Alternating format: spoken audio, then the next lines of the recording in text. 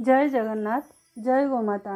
मातृशक्ति श्री गो विज्ञान ओडिशा को आपण मानकु स्वागत। मु श्रद्धा भौणी आपण मानकु आज दैनिक दिनचर्या विषय रे कहिबी, जहाँकि मु राजीव दीक्षितर दिनचर्या को पालन करे। राजीव दीक्षित को मोर कोटि प्रणाम। डॉक्टर बिना परामर्श रे संपूर्ण सुस्थ रहिबा स्वप्न न वास्तव।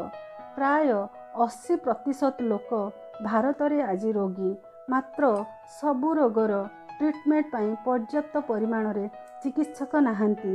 राजीव दीक्षित कहती, रोगरू मुक्त रहिबा पाई प्रतिदिनर खाद्यपेय को ठीक रखिबा दरकार। सर्वप्रथमे सकाळु उठिबा मात्रे नख उषुम पानी 1 ରୁ 3 ग्लास अधुआ मुहरे बसिकरी ढोकी ढोकी पीबे।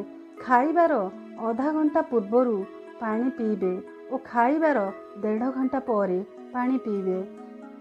पानी जेते बेले भी पीबा, बसिकरी पानी पीबा और पानी को ढोकी ढोकी पीबा। ठंडा पानी अर्थात फ्रिज रो पानी को आमे केबे मध्य पीबा नहीं। ठंडा पानी पीबा को इच्छा हेले माटी सुरेई रे पानी रखी पियंतु। सकाळर भोजन सूर्योदयर 2 ରୁ 3 घंटा मध्य रे खाइबा दरकार। सकाळर खाइबा पेट फुल करी खाइबे। द्विप्रहरर भोजन सकाळ भोजनर 1/3 खाइबे। खाई सारिबा परे बाम कड़ होई यथाशीघ्र सोई पड़िबे। निद हेउ बा न हेउ 20 मिनिट रु 40 मिनिट भितर सोइबे। 40 मिनिट रु अधिक सोइबे नहीं।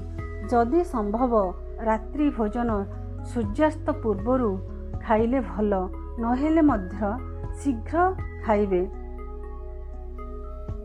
रात्रि भोजन करि सारिबा परे 500 पाउंड चलिबा आवश्यक। भोजन प्रस्तुत करिबा समय रे प्रफुल्ल मनरे भोजन प्रस्तुत करंतु, निश्चित भावरे सुप्रभाव पड़िबो। भोजन प्रस्तुत करिबा समय रे microwave, oven, pressure cooker, silver जिनिस रे भोजन प्रस्तुत करंतु नहीं। भोजन प्रस्तुति रे रिफाइन तेल व्यवहार करंतु नहीं। निज अंचल रे जो घना प्रकार तेल बाहरुचु ताकू ही व्यवहार करंतु, जेपरिकी सोरिष तेल, बादाम तेल, तुल तेल, नड़िया तेल ए सब को व्यवहार करंतु। ए सब जिनिस आपन को स्वदेशी केन्द्र रे मध्य मिली पारिबो। खाइबारे सर्वदा सैंधव लुण ही व्यवहार करंतु। आयोडीन लुण खांतु नहीं।